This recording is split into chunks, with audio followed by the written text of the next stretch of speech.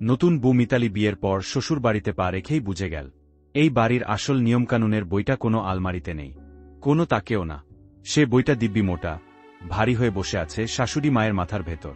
বাড়িতে ঢোকার প্রথম দিনই সেই বইয়ের ভূমিকা অংশ শুরু হয়ে যায়। মিতালি দরজায় পা রাখতেই শাশুড়ি মায়ের চোখ একবার মাথা থেকে পা পর্যন্ত ঘুরে এলো।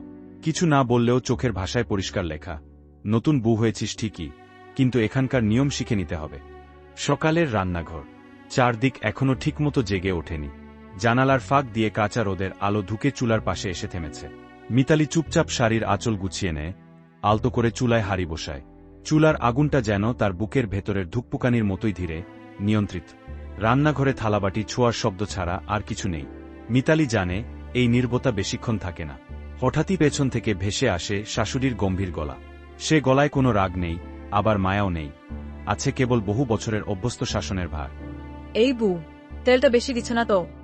আমার ছেলে তেল খেলেই গলা ধরে যায়, জানো না? আজকালকার মেয়েরা রান্না শেখে কোথায় বলো তো? শুধু সাজগোজ আর ফোন টিপাটিপি। না মা, মাপ করেই দিয়েছি। কাল রাতেই তেলটা মেপে আলাদা করে রেখেছিলাম মা। একটু বেশি হলে আমি নিজেই কমিয়ে নিতাম। আপনি যেভাবে বলেছিলেন মা, সেইভাবেই করেছি। তোমরা নতুন বুড়া এসব বোঝো না। তিনি হাড়ির ওপর ঝুঁকে তাকিয়ে বলেন, আমিই তো ওকে বড় করেছি। কোন খাবারে কি হয়, কোনটা খেলেই কি সমস্যা, সব আমার নখদর্পণে। ছোটবেলা থেকে এই সমস্যা। এক ফোঁটা তেল বেশি হলেই শুরু হয় কাশি, রাতে ঘুম আসে না, সকালে উঠে মুখ ভার ভার। শেষবার চেকআপের সময় ডাক্তার ভালো করে বুঝিয়ে বলেছিলেন মা, পুরো বাদ দিতে মানা করেননি। বলেছিলেন খুব অল্প তেলে রান্না করলে গলা বা বুকের কোনো সমস্যা হয় না। আমি সেই হিসাব করেই দিয়েছি মা, আপনি যেমন বলেছিলেন, একদম পরিমাপ করে, আপনার ছেলের শরীরের কথা মাথায় রেখেই। ডাক্তার তো আমি নিজেই। তোর জন্মের আগ থেকেই এই সংসার চালাচ্ছি। এই রান্নাঘর, এই চুলা সব আমার হাতের চেনা। আমার হাতের রান্না খেয়ে মানুষ বড় হয়েছে, শুধু মানুষ না, সংসার দাঁড়িয়েছে, ছেলে মানুষ হয়েছে, নামডাক হয়েছে। মিতালি আর কিছু বলে না। কথাগুলো যেন তার গলার কাছেই এসে আটকে যায়। এই বাড়িতে কিছু কথা বলা যায় না, বললেও শোনা হয় না। সে শুধু মাথা নিচু করে চামচ নেড়ে যেতে থাকে। হাড়ির ভেতরের তরকারি ধীরে ধীরে ফুটছে, আর সেই ফোটার শব্দে তার বুকের ভেতরের অস্থিরতাও মিশে যায়। চামচ নড়ার তালে তালে মিতালি নিজের চোখের জলটাও সামলে নেয়। এখন কাদার সময় নয়। এই রান্নাঘরে চোখের জল পড়লে সেটাও হয়তো নতুন কোনো দোষ হয়ে দাঁড়াবে।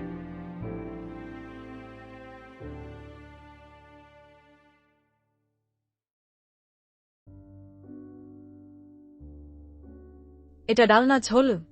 আমি তো বলেছিলাম দুপুরে ডাল একটু ঘন হতে হয়। এভাবে পাতলা ডাল খেলে পেট ভরে নাকি, না খেয়ে উঠে যেতে হয়? নতুন বউ বলে কি সব ছাড়, একটা কাজও ঠিকঠাক হবে না? সকালে রান্নাঘরে আপনি নিজেই বলেছিলেন মা, দুপুরে ডালটা যেন হালকা হয়। আমি তাই একটু পাতলাই করেছি। ভাবলাম আপনারই কথা মেনে চলছি। আমার কথা আমি ভুলে যাই নাকি? নাকি এখন নতুন বুড়া বড়দের ঘাড়ে কথা চাপাতে শিখেছে? আমি যা বলি মনে রেখেই বলি, অকারণে কথা বলি না।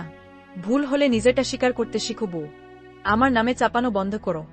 ঘরে হঠাৎ নিস্তব্ধতা নেমে আসে, যেন কেউ শব্দের সুইচটা একেবারে বন্ধ করে দিয়েছে। শ্বশুর চুপচাপ বসে থাকেন, ভাতের থালার দিকে তাকিয়েও যেন কিছু দেখেন না। এই নীরবতা তার অভ্যস্ত। সংসারের অনেক ঝড় তিনি এভাবেই চুপ করে পার করে দিয়েছেন। স্বামী চেয়ারের দিকে তাকিয়ে থাকে, চোখ তুলে তাকানোর সাহস নেই। স্ত্রীর দিকে তাকালে যদি কিছু বলতে হয়, সেই ভয়েই তার দৃষ্টি মেঝেতে আটকে থাকে। মিতালির চোখে পানি চলে আসে, চোখের কোণে জমে থাকা জলটা আলোর ভেতর চিকচিক করে ওঠে। কিন্তু সে কাঁদে না। সে জানে এই বাড়িতে কান্নারও একটা নিয়ম আছে। ভুল সময়ের কান্না আরও বড় অপরাধ হয়ে দাঁড়ায়। সন্ধ্যায় শ্বশুর কাজ থেকে ফিরে ভাত খেতে বসেন। দিনভর বাইরের কোলাহল পেরিয়ে তিনি ঘরে ঢোকেন ক্লান্ত শরীর নিয়ে। হাত ধুয়ে চুপচাপ টেবিলে বসে পড়েন। কোনো প্রশ্ন নেই, কোনো অভিযোগ নেই। মিতালি নির্বে তার সামনে ভাত বাড়িয়ে দেয়, ডাল, ভাজি, তরকারি, সবকিছু খুব হিসেব করে। সে জানে এই প্লেটটাই আবার আজকের শেষ পরীক্ষা।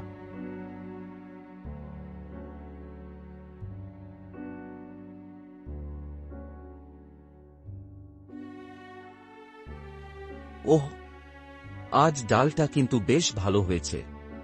লবণ ঠিক আছে, ঝালও বেশি না। দিনভর কাজ করে ফিরলে এমন হালকা ডালই ভালো লাগে। খারাপ না। লবণ ছাল আলাদা করে চোখে লাগেনি, মানে এই না যে প্রতিদিন এমন হবে। নতুন বুদের একদিন ভালো, আরেকদিন ভুল, এই তো নিয়ম। এই দুইটা শব্দই সেদিন মিতালির কাছে পুরস্কারের মতো লাগে। অনেকটা লম্বা দৌড়ের শেষে পাওয়া এক চুমুক পানির মতো। সে জানে এটা বড় কোনো স্বীকৃতি নাই, না কোনো বাহবা, তবু এইটুকুতেই তার বুকের ভেতর একটা চাপা স্বস্তি নেমে আসে। সারাদিনের অপমান, কথার খোঁচা, চুপ করে সহ্য করা অভ্যাসের ভিড়ে এই দুটো শব্দ এক মুহূর্তের জন্য তাকে দাঁড়াতে সাহায্য করে। তোর বুটা অত্যা খারাপ না রে। নতুন বুতো সবকিছু একদিনে শিখে যায় নাকি? আমি যেমন চাই সেভাবে হতে সময় লাগবে। কিন্তু চেষ্টা করছে, এটা অস্বীকার করি কি করে? আমি তো আগেই বলেছিলাম মাগি, নতুন জায়গা, নতুন মানুষ, সব একসাথে মানিয়ে নেওয়া কি সহজ?